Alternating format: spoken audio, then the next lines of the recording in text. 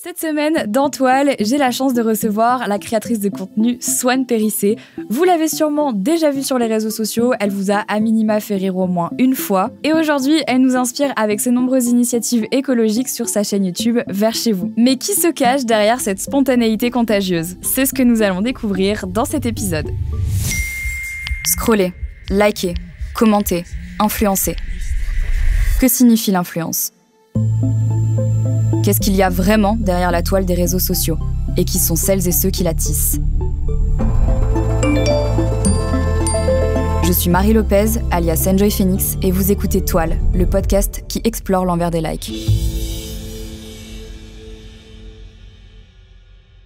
Bonjour Swan et bienvenue dans Toile, comment ça va? Ça va super et toi? Je suis vraiment trop contente d'être là. Eh ben ça va super moi aussi, je suis trop contente de t'avoir. Donc je vais t'expliquer un petit peu le déroulé de l'émission, comme ça tu seras pas trop perdu. Donc on va faire l'émission en 2 parties. La première partie s'appelle Sur la toile. Donc l'idée, c'est de parler vraiment de ta présence sur les réseaux sociaux, ta carrière, comment tu les utilises un petit peu au quotidien, vraiment les choses que les gens voient déjà sur Internet. Et ensuite, on en ira donc dans la deuxième partie qui s'appelle Sous la toile.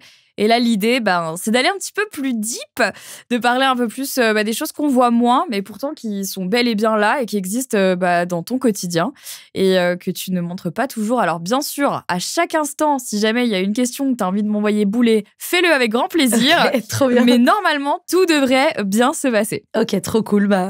Avec plaisir pour faire ces 2 parties alors. C'est parti. Alors...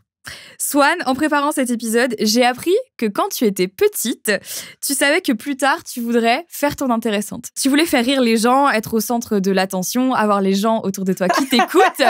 Mais c'est assez rare d'assumer ça. Et c'est assez chouette parce que généralement, les gens disaient « Ah non, tu sais, moi, ça m'est tombé dessus. » Non, toi, tu savais d'office que tu voulais être dans la lumière. C'était ton goal de vie. Et d'ailleurs, tout le monde ne le sait pas ici, mais tu as commencé ta carrière dans le stand-up. Et c'est assez cool de le dire, c'est un parcours de vie assez différent. Est-ce que tu peux nous raconter un petit peu le début de cette carrière? Oui, avec grand plaisir. Donc moi, j'adorais faire mon intéressante parce que j'ai commencé le théâtre tard. En vrai, je l'ai commencé à 12 ans, mais non, attends, même avant, j'ai commencé... Ouais, à 12-13 ans, j'ai commencé le théâtre. Mais en gros, oui, j'adorais faire mon intéressante. Je voulais que tout le monde m'aime à l'école. J'étais vraiment... C'est franc. Ouais, c'est ça. J'allais voir des gens avec un questionnaire pour leur demander qu'est-ce que vous préférez chez moi. Enfin, non, mais non, vraiment, non, mais si. Ouais, à l'école primaire, non, c'est abusé. Non, mais le narcissisme était total. C'est terrible. Donc, c'est comme ça que ma carrière a commencé dans la cour de récré, avec un narcissisme assumé. Non, il y a eu plein d'étapes, mais en gros, à 19 ans, j'étais en 2e année d'études. Donc, j'avais déjà fait des options théâtre et tout. Donc, j'adorais être sur scène. Et à 19 ans, j'ai fait des études qui n'ont rien à voir parce que il fallait bien faire quelque chose après le bac. Et en gros, en 2e année, mon école, qui était genre un peu c'était Sciences Po Paris, donc comme une grosse école communautaire, on va dire. Disons-le comme ça. Ouais, voilà. En gros, il y avait une espèce de compétition sportive et il fallait aussi faire un clash de troupes de théâtre, tu vois. Ok. Donc en gros, c'était Sciences Po Paris qui s'affrontait avec les Sciences Po... Bordeaux, délocalisé, Lyon, non, c'est d'autres au sein de Sciences Po Paris, c'est un peu compliqué, D'accord. mais c'est Sciences Po Menton, c'est des trucs au sein de Sciences Po Paris, mais qui sont délocalisés. Et en gros, j'ai mon pote de l'association sportive parce que je faisais du rugby. Ça, je pense qu'il n'y a pas beaucoup de gens qui le savent. Toi, petit gabarit comme ça, faire du rugby, je te vois grave, genre mettre des tacs comme ça. J'avais pas de talent. Et il faut que ça, je sais que j'ai fait sport-études handball. Quoi? Mais j'étais nulle à tous ces sports. Non, mais c'est vraiment improbable. Ouais, je suis partie avec une carrière de sportive, mais ça me le rendait pas trop, tu vois. Mais j'aimais bien boire après les matchs, quoi. Vraiment, c'est ça, en fait. C'était pour la 3e mi-temps que tu faisais ça. Voilà, c'est ça. Donc, j'ai mon copain Johan de l'association sportive qui me dit « Tu peux pas faire un truc en théâtre, s'il te plaît? On n'a pas de troupe de théâtre à Paris pour représenter Paris et tout. » Et le thème, c'était la pauvreté. Et donc, moi, j'ai écrit un sketch d'un personnage seul sur scène. C'était l'histoire d'une petite fille qui venait de fuguer et qui faisait des blagues dans la rue sur ce qu'elle voyait et tout. Et donc, j'ai fait ça devant 700 personnes à la salle Poirel à Nancy. Donc, c'était un truc universitaire et j'ai eu une standing ovation. J'étais en compétition avec des troupes de théâtre qui travaillaient depuis 1 an sur leur sketch sur la pauvreté. Un truc super sérieux et tout. Et voilà. Et moi, j'ai adoré, en fait. Donc voilà, j'ai fait 15 minutes moins intéressantes, mais de façon un peu écrite et mise en scène. Et j'ai tellement aimé cette sensation, être sur scène, les gens qui rigolent, la standing ovation et tout, que je me suis dit, ça sera ça mon métier. Je serais humoriste. Et après, en vrai, je pense que c'est différent aujourd'hui, mais à l'époque, en gros, t'allais sur les petits plateaux de stand-up. Au bout d'un moment, tu mettais tes propres sous pour louer une salle ou t'étais repéré par une productrice ou un producteur. Et donc là, y a un mec qui a dit, bah voilà, j'ai loué un théâtre pendant 5 semaines. Est-ce que tu veux jouer 2 fois par semaine? Puis j'avais un gros réseau, donc j'amenais plein de monde. Je mettais des affiches partout dans Sciences Po. Ah, c'est cool. Et tout. Et donc, j'ai commencé comme ça et je suis devenue intermittente dès la fin de mon Master 2. Donc, 4-5 ans après, voilà. Et du coup, là, j'ai commencé à faire des vidéos. Je faisais 300 vues, 400 vues, mais j'étais trop contente. Je me souviens plus exactement de la première que j'ai tournée versus la première que j'ai postée. Parce qu'en gros, pendant 1 an et demi, j'ai fait plein de vidéos. Ouais. Je faisais des chansons pour motiver les gens à venir me voir sur scène. Je faisais aussi des petits sketchs. Une grosse fiction qui a fait un énorme buzz, mais je me souviens plus exactement de la temporalité. Mais en gros, ça m'a trop amusée, quoi. Okay. Ça m'a trop amusée. Je trouvais ça trop fun. J'invitais tout le monde. J'étais en mode chef d'entreprise. Genre, les gens, j'étais là. Donc, toi, tu filmes, toi, tu fais le son, voilà. Et ma sœur, en gros, elle avait pas trop le temps de faire les montages. Ouais. Elle avait fait une école de cinéma, donc elle m'avait prêté sa caméra et tout. Et du coup, j'ai dit, je vais apprendre à faire du montage. Et donc, j'ai trouvé une annonce d'un gars qui donnait des cours de montage. Et après, on a travaillé ensemble pendant 3 ans. On a fait plein de vidéos ensemble et tout. Mathieu Corneau, qui est encore un très bon ami. Putain, c'est vraiment assez atypique comme parcours de youtubeuse pour le coup. Ouais. C'est vraiment cool. Mais alors, là, maintenant, ça fait 8 ans que t'es sur les réseaux sociaux. Aïe. Ouais, ça y est, ça commence à faire un petit moment. Moi, ça fait 11 ans, si ça peut te rassurer. Donc, ça va. À quel moment tu t'es dit, OK, là, mes vidéos, elles commencent vraiment à avoir un petit succès? Où tu t'es rendu compte qu'en fait, là, ça buzzait un peu? Il y a eu 3 étapes, je pense. La première, c'est quand j'ai dépassé les 70 000 abonnés. En gros, j'avais commencé à faire une vidéo par semaine. Et moi, au début, je faisais beaucoup de fiction, des sketchs, des trucs improbables, des créations. J'avais aucune notion de ce qui coûte cher, ce qui coûte pas cher. Donc, je pouvais passer 1 mois et demi à faire un montage, nuit et jour, puis avoir de vie sociale, puis faire une vidéo très spontanée. Enfin, voilà. C'était pas du tout structuré. Ouais. J'adore cette effervescence. J'essaie d'y revenir. D'ailleurs, on pourra en parler si tu veux. Et en gros, à ce moment-là, quelle que soit la vidéo que je faisais, j'avais décidé de parler face cam au début et à la fin des vidéos. Okay. Donc, de dire salut, c'est Swan, c'est moi qui ai fait ce sketch, parce que parfois, j'étais même pas dans le truc, tu vois. Ouais. Parfois, c'était des clips, des trucs improbables. Ouais, je vois. Et à la fin, dire merci beaucoup, abonnez-vous, etc. Et j'ai commencé à poster ça 1 fois par semaine. Et donc, les gens ont capté que derrière ces vidéos qui n'avaient aucun sens, il y avait une meuf, qui plaisait pas, qui était toutes différentes. Et à partir du moment où j'ai eu 70 000 abonnés, en fait, ça augmentait régulièrement. Donc, j'ai dit, ça y est, c'est lancé, tu vois. Voilà. Et puis, c'est allé de partenariat aussi avec les sous. Parce que moi, j'ai eu une période de précarité. C'était pas non plus l'enfer, parce que j'ai toujours eu des parents chez qui je pouvais aller s'il y avait un problème, tu vois. Donc, c'est pas la vraie précarité où t'es seule et t'as nulle part où aller. Mais en gros, je travaillais au marché le matin, je faisais des vidéos YouTube l'après-midi. Et le soir, j'allais sur scène. Et donc, à partir du moment où je travaillais 4 jours par semaine, et un jour, pendant mes 3 jours de congé, en gros, on m'a proposé un contrat en partenariat avec des camping-cars, si j'avais su que quelques années plus tard, j'allais vivre en caravane, bref. Et en gros, ça me payait autant que 6 mois de marché, quoi. Ouais. Et donc, je suis restée quand même au marché 2 mois, mais là, je me suis dit, ça y est, je peux lâcher cette vie de job alimentaire, même si j'adorais, et ça me stabilisait, ça m'apaisait aussi. J'ai dit, ça y est, ça marche, et financièrement, et au niveau des vues et tout. Après, quand j'ai travaillé avec un collectif de youtubeurs, pareil, je faisais 2 vidéos par semaine, etc. J'ai dépassé les 300 000 abonnés. Là, ça m'a apaisé dans mon cœur. Je me suis dit, tu sais, cette espèce de sentiment que j'avais depuis mes 8 ans, je vais être connue. Ouais, là, ça y est, alors que pourtant, tu vois, je parle avec toi, t'as des énormes communautés. Mais en gros, 300 000, je me suis dit, j'ai checké de faire rire beaucoup de gens, de parler à beaucoup de gens, c'est checké, tu vois. Ouais. Et après, peut-être qu'on en reparlera aussi, mais j'ai dépassé les 600 000 abonnés en faisant une vidéo sur ma rupture amoureuse. Et là, j'ai gagné, je crois, 170 000 abonnés en 2 semaines. Enfin, une folie sur YouTube. Moi, je trouvais ça fou à l'époque. Et donc ça a fait encore une autre étape dans ma carrière. Voilà, donc il y a eu un peu 3 étapes, quoi. Ouais. Voilà, c'est ça. Ton contenu, il est très, très varié sur tes réseaux sociaux. Tu parles de tout. Récemment, bien sûr, tu as fait donc un Paris-Copenhague en vélo. Rien que ça, hyper impressionnant. Mais tu parles de tous tes projets, tes convictions. Tu fais de l'humour. C'est très varié. Comment est-ce que tu définirais globalement ton contenu sur le réseau? Est-ce que tu te qualifierais d'influenceuse? Alors, j'influence des gens avec immense plaisir et fierté. Donc oui, je me qualifierais d'influenceuse, mais c'est vrai que souvent quand je dis que je suis si je dis que je suis influenceuse, Et que les gens, après, voient mes réseaux, ils sont assez surpris. Je suis une influenceuse qui sait pas se coiffer, se maquiller, s'habiller, genre. Et oui, moi, je me qualifierais d'influenceuse. Mais comme, là, quand on me demande ce que je fais, je dis que je suis productrice et humoriste. Et souvent, après, on me dit, ah bah, tu parles de quoi? Et je dis de féminisme et d'écologie, parce que c'est principalement mes thèmes. Ouais, voilà. Donc tu dirais plutôt ça. Voilà. Mais je rejette pas du tout le terme d'influenceuse que je trouve. Ouais, que tu trouves juste. J'ai envie de m'en emparer. En fait, on influence des gens, donc ça sert à rien de dire, ouais, j'aime. Enfin, c'est pas pour juger les gens qui disent j'aime pas ce terme d'influenceuse, mais on influence des gens. Mais j'ai fait un TEDx récemment, qui est peut-être sorti sur YouTube quand vous entendez ce podcast.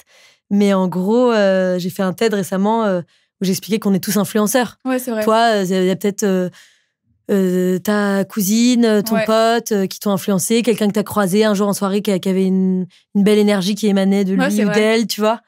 Et du coup, voilà, moi, je suis honorée d'incarner l'influence.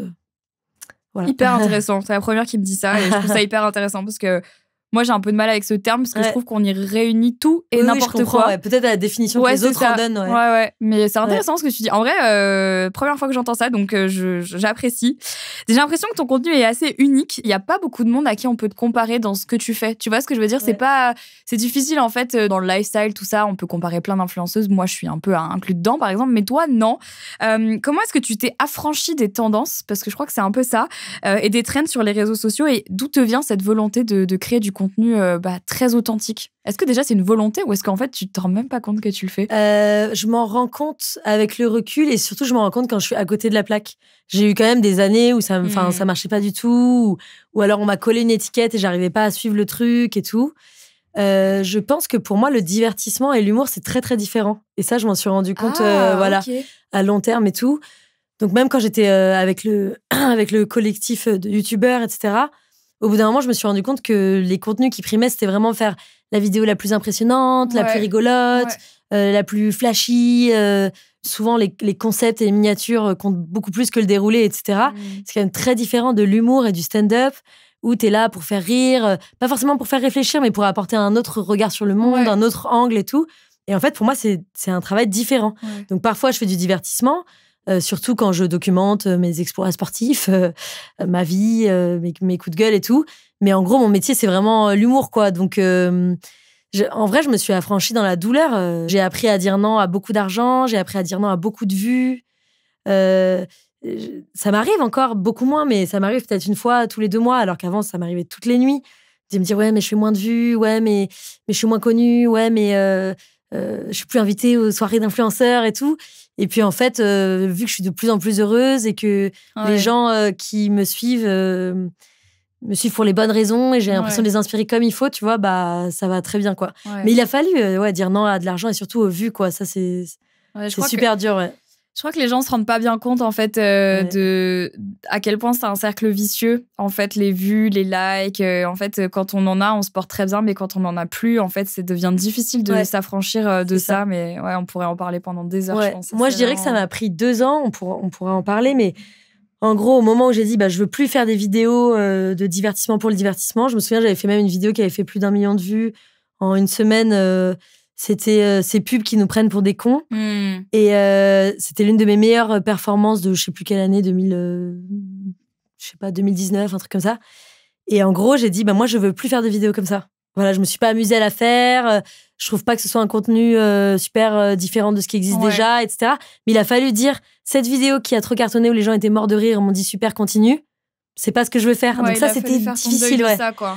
Et après, ça a pris 2 ans vraiment d'errance, où aussi je me prenais grave au sérieux, parce que t'es là, non, moi je fais pas du divertissement en fait. Ah ouais, moi je suis humoriste, d'accord. Ouais, mais j'étais pas encore humoriste, j'étais juste là, non, moi c'est important, je fais de l'écologie et tout, insupportable. Et du coup, je m'auto-jugeais et tout. Puis au bout d'un moment, tout ça s'est apaisé et j'ai arrêté de penser à ce que j'avais envie qu'on pense de moi. Et je me suis dit, qu'est-ce que j'ai vraiment envie de faire? Et en fait, j'ai la chance, mais il y a aussi plein de projets que j'ai fait ou que je ferais qui n'auront pas cet impact. C'est tout à coup les vues sont revenues en fait. Donc cette authenticité en fait je la cherche tout le temps, mais ça s'est pas du tout fait en 2 secondes. Ok, je vais inventer un super concept, maintenant je vais faire des réels humoristiques qui sont corrosifs et féministes. C'est trop dur. Moi j'arrive pas, quand on me demande d'envoyer une bio, je demande toujours à Anaïs de le faire Serradini de travailler avec moi, qui travaille avec moi, tu vois. Parce que me définir, je sais pas, tu vois. Ouais. En juillet 2020, tu as sorti ta première vidéo sur la chaîne Vers chez vous. J'adore ce concept où en fait tu vas chez des abonnés pour mettre en place des initiatives écologiques. C'est hyper malin parce que franchement, c'est un concept qu'on n'avait jamais vu ailleurs et je trouve que c'est hyper intéressant. Comment est-ce que ça t'est venu cette idée de lancer une chaîne YouTube dédiée à tous ces petits projets écolos?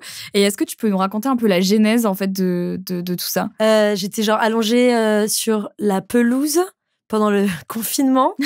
La pelouse des parents de Louane. Ouais, c'est ça. Pendant le confinement, je crois. C'est clair.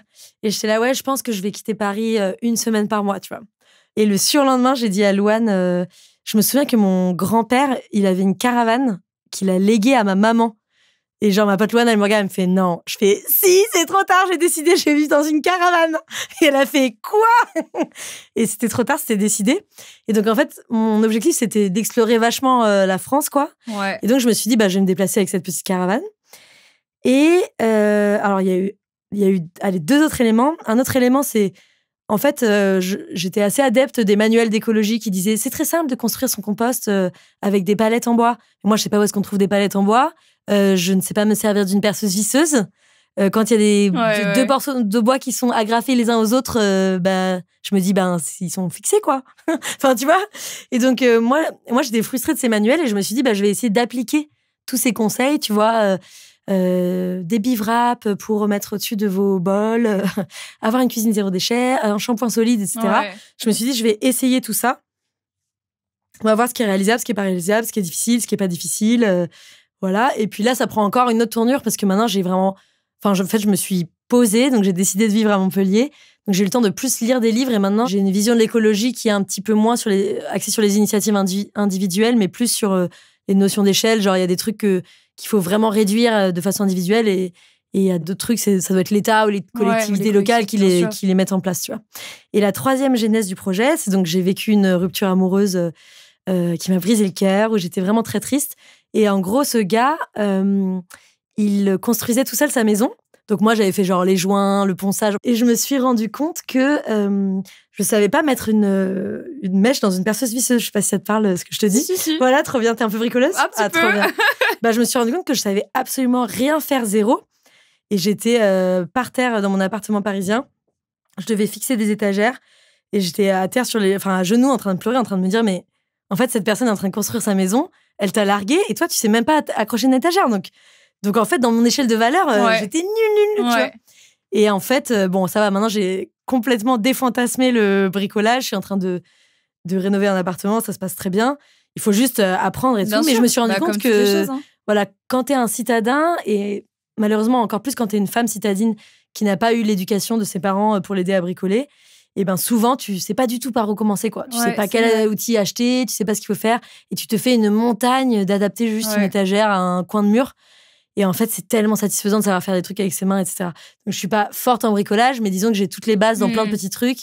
Et c'est une grande fierté. Et c'est surtout, ça y est, j'ai check, je sais le faire. Ça, je sais faire. Voilà, quoi. Ça, c'est cool.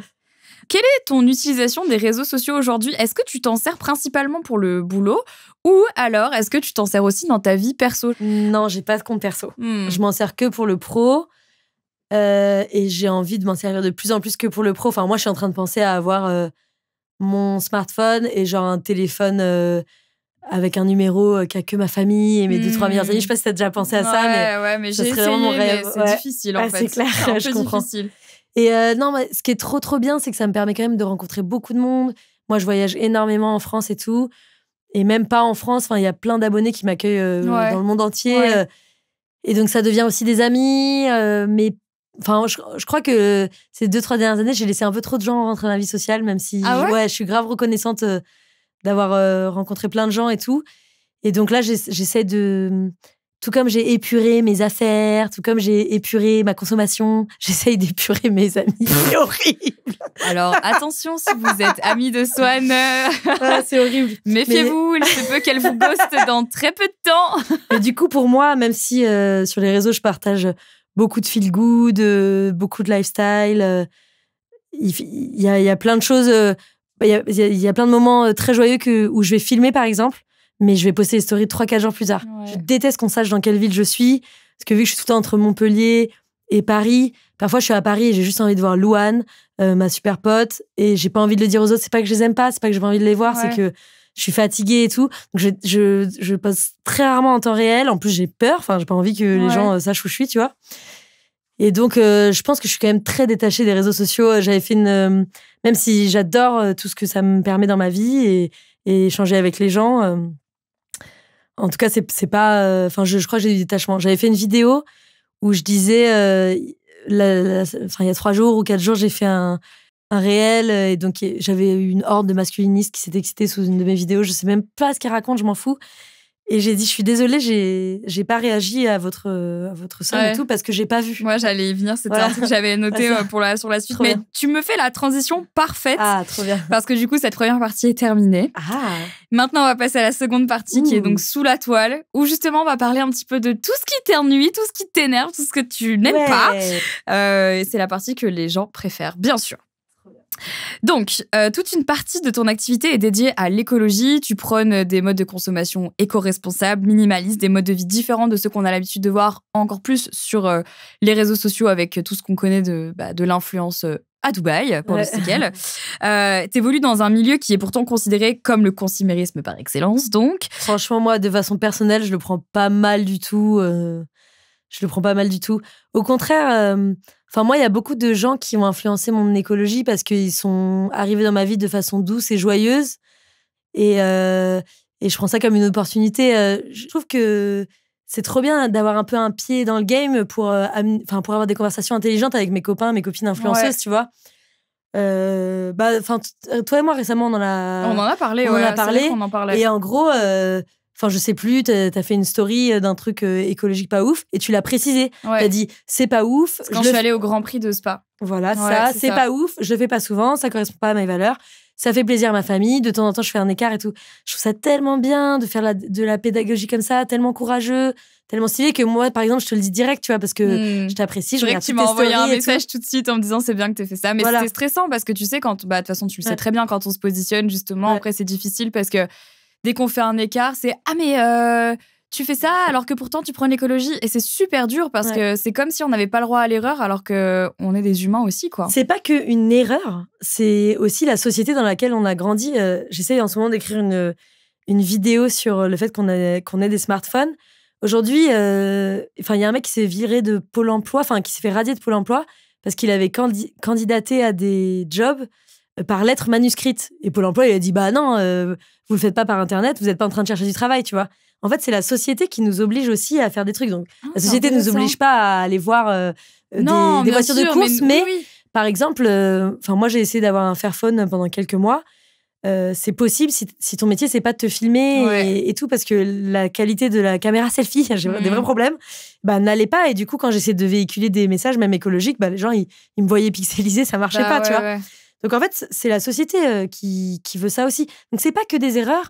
C'est aussi à un moment, quand il n'y a pas de piste cyclable et que tu veux faire 15 km à vélo, tu risques de mourir, en fait, sur la route à 90.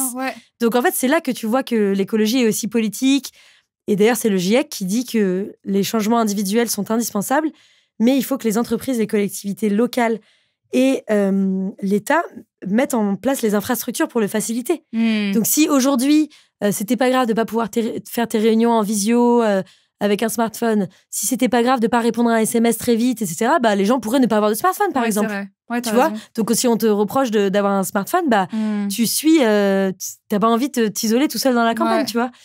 Si tu prends un taxi pour aller à l'aéroport, c'est que le RERB qui est en panne une fois sur deux, mais ça met 1h45. Enfin, tu vois, je vais pas à l'aéroport, mais je me souviens quand même très très bien que c'est le RERB, donc ça prouve qu'il y a eu du passé un peu chément. Mais enfin voilà.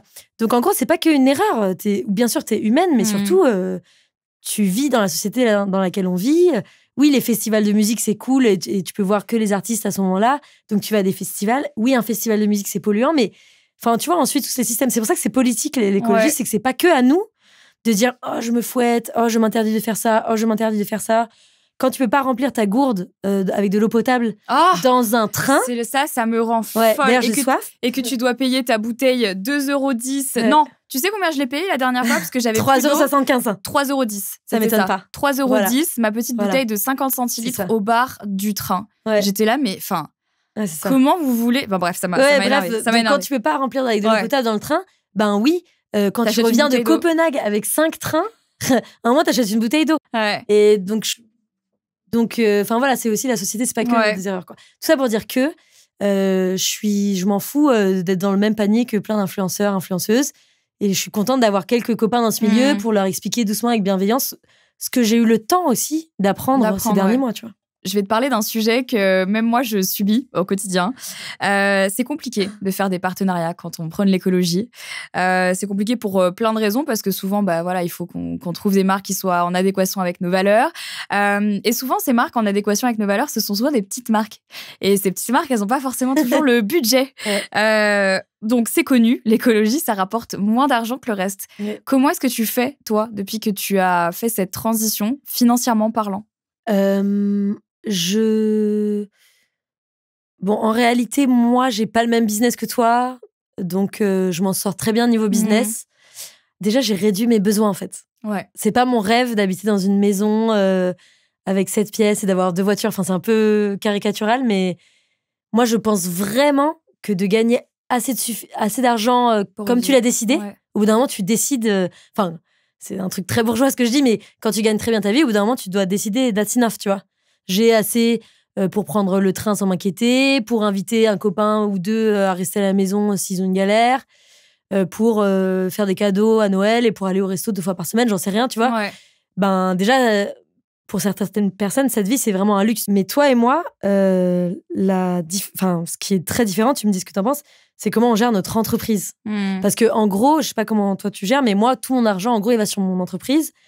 Et après, je décide de te verser un salaire. De me verser un salaire ou de payer plein de gens et tout. Donc, c'est un moment, j'ai dû décider combien de personnes travaillaient pour moi et du coup, à quelle fréquence je fais des vidéos et du coup, comment je fais des vues. Donc, en fait, c'est pour ça que je te dis gagner moins d'argent. J'ai dû accepter aussi de faire moins de vues parce que, mine de rien, quand j'ai pas 3 monteurs qui travaillent à plein temps pour moi, je peux pas sortir une vidéo par jour sur tous mes réseaux, quoi. Ouais.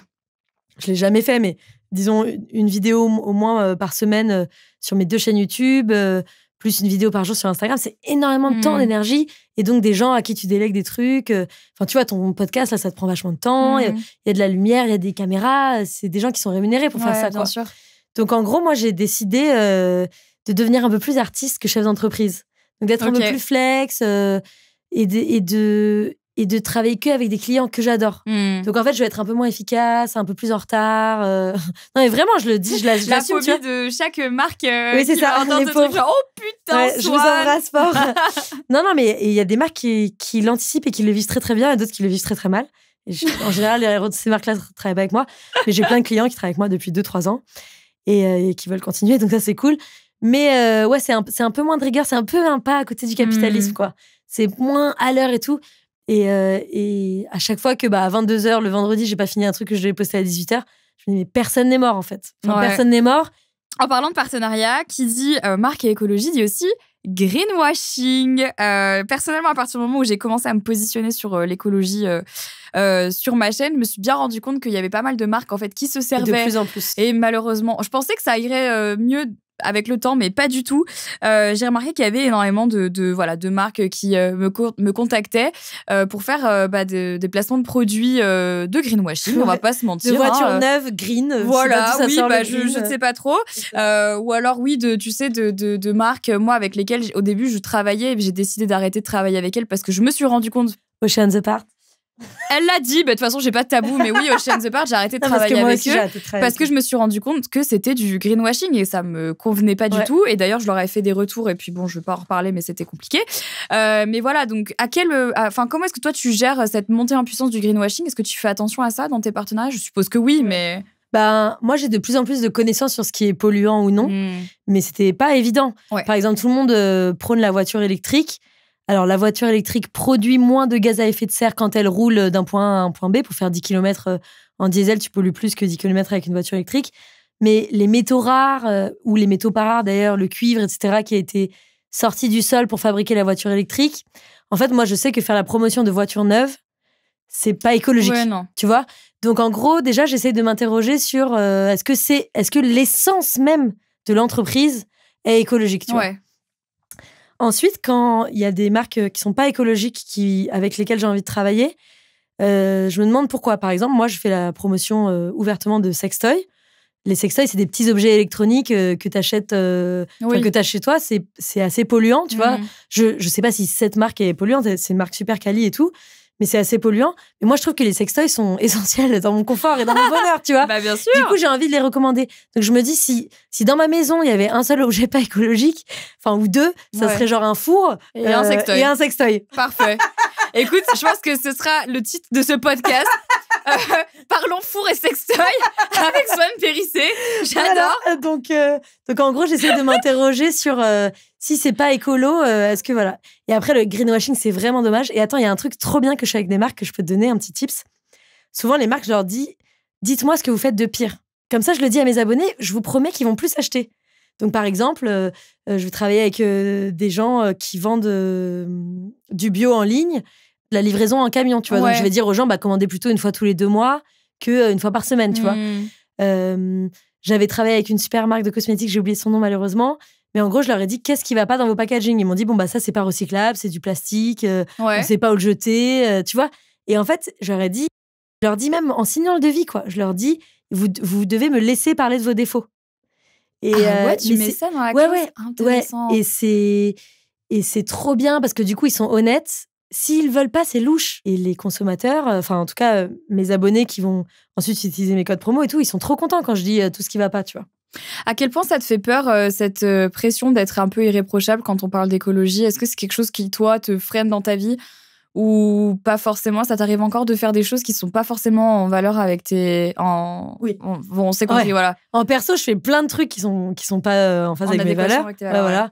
J'ai vraiment un problème avec les fast-food. Dès que j'ai un coup de mou, j'ai un rapport à la nourriture vraiment de comfort food, tu vois. Donc moi, par exemple, je le dis souvent, mais je vais à un fast-food au moins 2 fois par mois, faire n'importe quoi, tu vois. Mais genre la pire enseigne que tu puisses imaginer, tu vois. Donc ça, c'est ma vie en perso. Je le montre pas sur les réseaux parce que je sais que ça va donner envie aux gens d'avoir un craving comme ça. C'est pour ça que moi, j'ai envie de manger ces trucs, tu vois. Mais en fait, je suis très en phase avec moi-même. T'es OK avec le fait de pas être parfaite, quoi. Voilà, je suis OK avec le fait de pas être parfaite et surtout, j'ai des notions d'échelle. Je sais que il vaut mieux manger, allez, on va le dire, un McDo 1 fois par mois que de prendre l'avion 5 fois par an, tu vois. Donc moi, j'ai pas pris l'avion depuis 2 ans et demi. Je mange pas de viande. Donc, si un jour, je suis chez la grand-mère de machin qui me propose que du saucisson ou des lardons dans une salade et qu'elle a tout préparé, c'est trop important pour elle, elle est trop contente de nous accueillir, je sens que ça va faire un clash et tout. Si je dis que je suis végétarienne, je vais manger les lardons dans la salade. et quand bien même ça serait filmé, que je dirais me cassez pas les couilles. Ça fait des mois que je mange pas de viande. Je prends plus l'avion. C'est bon maintenant. C'est surtout que c'est pas catastrophique de manger 1 fois des lardons dans une salade. Ce qui serait catastrophique, c'est d'aller à Sydney 2 fois par an, tu vois, en avion. Ça serait pas catastrophique, mais là, je pourrais comprendre qu'on me critique. Donc en fait, je suis tellement en phase avec moi-même que quand bien même... Je vais penser comme ça maintenant. Voilà. Parce que souvent, moi, je m'auto-flagelle, tu vois. Quand je sais que je fais un truc un peu middle... Déjà, je sais que je peux pas le montrer sur les réseaux parce que je me dis que je vais me faire lyncher. Et si par malheur, genre, je le montre quand même en essayant d'être honnête, j'ai quand même ce truc de « Ah, Marie, t'aurais peut-être pas dû. » Alors qu'en fait, t'as raison, genre, avec tout ce que je fais à côté. Alors, t'as posté une vidéo sur YouTube cette année qui s'appelle « Moins connue mais plus heureuse ». T'as dit dans cette vidéo une phrase clé. Aujourd'hui, tu préfères toucher moins de gens, mais les toucher plus et plus longtemps. Qu'est-ce qui a changé dans ta vie depuis l'époque où tu faisais des vidéos avec Pierre Cross qui faisaient des millions de vues? Alors, je suis plus heureuse, je suis moins fatiguée, j'ai plus de copains, plus de temps pour moi. Et tous les projets que je fais, je les adore. Ouais, ça, c'est vraiment important. Tu te sentais pas forcément en adéquation avant ou c'était à un moment où tu faisais sans te rendre compte que c'était pas forcément ce qui te faisait kiffer? Ouais, pas du tout. Moi, je me suis retrouvée dans une situation où quand je travaillais avec Pierre Cross, je faisais des vidéos pour faire des vues et pour faire de l'argent, quoi. Ouais. Donc, quel que soit le concept... Ce qui te correspond pas tellement. Ça me correspond pas du tout. Mais je pense qu'il y a plein d'étapes dans une carrière d'artiste, tu vois. Là, je vais revenir au stand-up. J'ose espérer, j'en suis presque sûre que mes salles seront pleines parce que ça va être bien le spectacle, tu vois. Et en gros, quand bien même là, je stagnerai sur les réseaux sociaux, mais si j'ai un super spectacle et qu'il y a du monde dans ma salle, que demander de plus, en fait. Il y a plein de gens aussi dans le stand-up qui disent qu'il faut cartonner à Paris, il faut d'abord faire cette salle, puis finir par l'Olympia et tout. C'est intéressant, mais moi, je méprise pas les gens qui n'habitent pas à Paris, en fait. Si je fais des spectacles à Montpellier, que ça se passe bien, qu'on rigole, qu'on échange des choses, que je gagne ma vie avec. Qui a décidé que ta carrière d'artiste c'était réussie ou ratée? Si t'es en phase avec toi-même et que tu gagnes ta vie avec ça, tu vois. Comme on disait tout à l'heure, il y a pas très longtemps sur Instagram, t'as posté une vidéo qui m'a fait beaucoup rire. Et dans la vidéo, tu dis, apparemment, il y a quelques semaines, il y a des milliers de personnes qui m'ont insulté en ligne. Et moi, j'étais pas au courant, parce que j'ai pas vu. Et en fait... C'est génial parce que c'est vraiment I don't give a fuck. Ça me fait trop rire. Est-ce que ça a toujours été comme ça, en fait, de t'en foutre des haters ou alors est-ce que tu fais genre, est-ce que ça te touche pas un petit peu? Enfin, c'est quoi ta relation avec déjà, ça? Moi, je suis plus sur Twitter. Ouais, ça, tu sais, je crois donc, qu'on a tous donc apparemment, enfin, même c'est de pire en pire ce que j'entends sur ces réseaux. Donc voilà. Et d'ailleurs, fun fact, j'ai été trending topic Twitter sans être sur Twitter et sans campagne de haine. Donc ça, c'est vraiment un live goal. Bon ouais, c'était pendant ma vidéo de rupture. J'ai été trending topic. Ouais. Et c'était en même temps que Black Lives Matter, donc vraiment déplacé d'être trending topic Twitter à ce moment-là. En effet. Mais en gros, voilà, les gens avaient partagé ma vidéo et tout. Bon, voilà, c'était pour l'anecdote. Donc déjà, je suis pas sur Twitter, donc ça, tous ces gens qui me racontent des trucs là-dessus, ça m'effare et ça me concerne pas. Ça te touche pas parce que t'as une vie en fait sur le côté personnel qui est très chouette, quoi. Qui est très riche et qui ne peut pas avoir lieu en ligne, quoi. T'as une relation assez spéciale avec ta communauté parce que tu disais tout à l'heure que quand tu fais ton émission Vers chez vous et que tu rencontres des abonnés, tu vas chez eux. Comment est-ce que toi tu vis ça, cette relation assez spéciale que t'as avec ta communauté? Ouais. Moi, je suis quand même moins connue que toi. J'avais eu cette conversation avec Natou aussi. Donc en fait, moi, j'ai pas eu d'extrêmement mauvaise expérience. Sauf peut-être une ou deux sexuelles. Avec des abonnés. Ah dis donc. Non, mais avec des gens qui étaient fascinés par ma fame, quoi. Ah oui, voilà. D'accord. Et ça, c'était très désagréable. Ah oui, forcément. Ouais, parce que je fais pas les mêmes blagues au lit. Ce qui est trop bien avec Vers chez vous, c'est qu'on se voit pour faire un truc. On se voit pas autour d'un verre où la relation serait disproportionnée parce que les gens connaîtraient plein de choses sur moi et moi, je connais pas de choses sur eux. En fait, moi, je sais pas construire des toilettes sèches. Donc, quand j'arrive chez une abonnée, au début, elle rougit parce que elle se dit ah, il y a Swan Périssé dans mon jardin. Et puis, vraiment, 25 minutes plus tard, on est en train de faire des courses pour construire des toilettes sèches. Et on est là, quel type de sueur va bien dissoudre le caca, tu vois? Du coup, en fait, on est sur un but commun. Et en fait, on existe. Quand on fait des choses manuelles ensemble, on existe à travers ce qu'on est en train de faire. Et donc, l'humour, la susceptibilité, la sensibilité, la vulnérabilité des gens va ressortir parce qu'on n'arrive pas à enfoncer cette vie. C'est donc on est vraiment ensemble dans des aventures, quoi. Enfin, si je peux recommander à des gens qui se sentent seuls ou qui ont du mal à sociabiliser, si je peux leur recommander quelque chose, c'est d'aller faire du woofing ou d'aller dans les éco-villages. C'est en gros, t'es logé, nourri, blanchi pour aller aider soit des paysans, des paysannes dans les champs, soit construire une cabane, des trucs comme ça. Et c'est trop bien parce que tu rencontres des gens autour d'un but commun où il y a moins de place pour ton ego, il y a moins de place pour ton passé, il y a moins de place pour tes réseaux sociaux. Vous essayez de faire un truc ensemble, quoi. Ouais. Et après, en général, ça se détend, quoi. Quand ils ont vu que je savais rien faire... Quand ils ont vu qu'en fait, c'était toi qui allais apprendre un truc aujourd'hui, c'est ça, ils se disent « Ok, ça va bien se passer. » C'est ça. T'as aussi un lien très, très fort avec ta communauté parce que tu parles de sujets que peu de gens, je pense... aborde en fait sur les réseaux sociaux de manière aussi extrême. Je parle notamment de tous les sujets assez intimes, type relations amoureuses, relations sexuelles, les bons côtés comme les mauvais côtés. Bien sûr, t'en as parlé de toi-même, cette fameuse vidéo où t'as été super exposée, où t'as parlé de ta rupture. Est-ce que tu penses que cette vulnérabilité, c'est ce qui fait que le public en fait s'identifie à toi particulièrement? Je me suis pas fixée de limite, mais ce qui est difficile quand tu montres des côtés très intimes de toi, c'est que les gens pensent que tu es cette personne. Donc, par exemple, je me suis montrée vulnérable lors de ma rupture et pendant 1 ou 2 ans, il y avait des gens qui me disaient dans la rue, genre, ça va? Bon, ça faisait pas 2 ans que je pleurais, tu vois. J'avais fait un montage des pires moments de oui, t'as montré que souffrance, que le pire, quoi. Enfin, en tout cas, du deuil, quoi. Quand tu fais une vidéo sur le deuil, tu vas pas montrer les jours où tu te tapes des barres et tu vas au ciné avec tes potes et il y a pas de problème. C'est plutôt le lendemain où tu te dis, mais en fait, la vie n'a aucun sens que tu vas montrer parce que c'est de la mise en scène, forcément.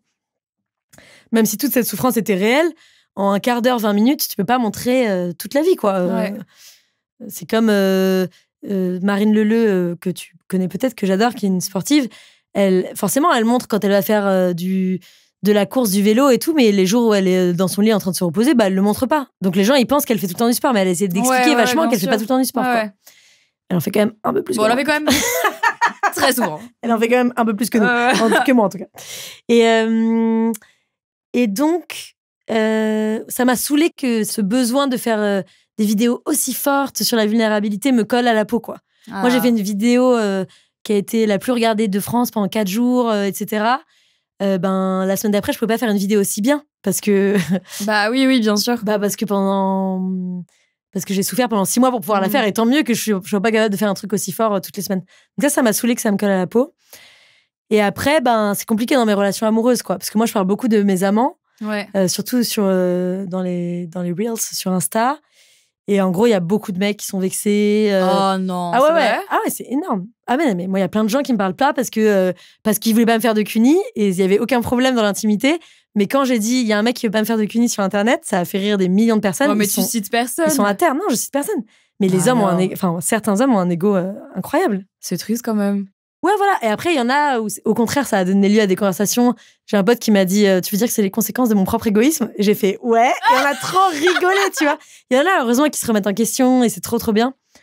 Et puis, je change les noms, je change les dates, je change de temporalité. Il y a des trucs où je dis que ça m'est arrivé hier, ça m'est arrivé il y a 2 ans, tu vois. Ouais. Et en fait, personne ne peut les reconnaître. Il y avait un mec, c'était un peu un plan cul. Et il m'a dit, oui, il y a machin qui m'a reconnu dans cette vidéo. Et j'ai dit, t'as qu'à pas dire que tu couches avec une meuf connue. Enfin, bah ouais, en fait, c'est toi qui violes mon intimité en disant à tout le monde, je couche avec Swan Périssé. Genre, moi, j'ai dit à personne ton nom et ton prénom. J'ai montré à personne ton Instagram en disant, regardez. Enfin, tu vois. Donc, en fait, c'est toi qui gères ça, quoi. Donc, c'est plus dans mes relations intimes que ça a été compliqué à un moment où j'avais envie de plaire à des hommes qui me ressemblent plus. Mais maintenant, les hommes que j'aime et qui m'aiment, c'est des gens super féministes, qui soutiennent trop ce que je fais, qui s'en foutent des réseaux. Et du coup, en fait, d'une certaine façon, ça a fait un méga tri, quoi. Ouais, les gens qui se vexent. Naturel, en fait. Ouais, les gens qui se vexent quand je dis ça m'énerve qu'on me dise d'être épilé ou pas épilé. Et c'est pas des gens avec qui j'ai envie de faire l'amour. Ça a le mérite d'être clair comme ça. Je crois que là, on est bien au courant du coup. Question, et ce sera la dernière de ce podcast que je pose à tous mes invités. Qu'est-ce que tu penses que les réseaux vont devenir dans quelques années? Pour toi, c'est quoi l'avenir des réseaux sociaux? Ça peut être en parlant de plateforme, par exemple. Pour toi, quel format va arriver ou va disparaître? Est-ce que tu penses que les gens vont se calmer, je sais pas, est-ce que tu penses qu'il y aura encore plus de libération de la parole ou qu'au contraire, ça va se censurer? Voilà, je demande un peu à tout le monde parce que tout le monde a des visions très différentes de ce que seront les réseaux sociaux dans quelques années. Donc, du coup, j'aimerais bien avoir ton avis. Oui. Si les influenceurs et les influenceuses d'aujourd'hui ne s'emparent pas de la question du changement climatique, je pense que les réseaux sociaux, dans quelques années, vont disparaître. Ah ouais? Ouais. Parce que, tout comme il y a des pénuries et des restrictions d'énergie, de nourriture, etc., je pense qu'il va y avoir des limitations d'Internet un jour ou l'autre, et ça m'angoisse beaucoup. Ouais, c'est vrai. Pas pour moi, mais pour la vie, quoi. Malheureusement, je sais que cette vie va changer si on collectivement, main dans la main, on réduit pas le réchauffement climatique. Donc, c'est pas une vision très positive, mais moi, j'arrive même pas à me projeter dans 10 ans, en fait. Pas en tant qu'influenceuse, en tant qu'être humain. Ouais. Je me dis, mais qu'est-ce qu'on va faire dans 10 ans? Quand est-ce qu'on va manquer de nourriture? J'en suis là de mes recherches. Et avec les sécheresses de cet été et tout, les animaux, soit ils ont pas assez à manger parce que ça pousse pas, soit ils meurent parce qu'il fait trop chaud. Donc, vraiment, on va manquer non seulement de nourriture végétale, mais de nourriture carnée aussi. Et donc, j'en profite pour passer un message aux influenceurs et les influenceuses. On a vraiment un pouvoir exceptionnel d'inspirer avec des modes de vie différents, de passer des messages différents, etc. Donc, si vous hésitez parce que vous n'êtes pas irréprochable, n'hésitez plus. Il n'y a pas besoin d'être irréprochable, il y a besoin d'être en phase avec soi-même pour parler d'écologie sur les réseaux. Ouais. Donc, s'il vous plaît, parlez d'écologie sur les réseaux. Et même si vous n'êtes pas influenceur, influenceuse, il y a toujours 10, 20, une personne qui vous écoute et c'est toujours utile. Merci Swan. C'est un plaisir. Pour tout ça. C'était un plaisir de te recevoir. Merci, et tu es la bienvenue quand tu veux. Je t'attendrai dans mon jardin prochainement. Dans ton jardin parce que je te mettrai. Non, pas forcément, mais une petite tente dans mon jardin. Tu voudras bien faire des toilettes sèches chez moi? Ouais, avec grand plaisir. Je t'attends pour faire ça. À bientôt, Swan. Merci Marie. Gros bisous. Pour conclure, j'aimerais terminer sur une note plutôt positive et sur l'influence positive, sur le fait que lorsqu'on a une grande communauté, c'est important de s'en servir pour faire passer des messages de la même façon que le fait Swan en parlant d'écologie et de féminisme. Le terme influenceur est très controversé d'ailleurs, avec Swan on n'est pas forcément d'accord, mais c'est indéniable le fait que lorsqu'on influence quelqu'un, on peut le faire aussi de manière positive. Alors que ce soit en tant que public ou en tant que créateur ou créatrice de contenu, vous avez de l'influence, alors servez-vous-en à bon escient. En tout cas, merci d'avoir écouté cet épisode et n'oubliez pas de rester à l'affût de ce qui se passe sous la toile. Je vous dis à très bientôt pour un prochain épisode de Toile.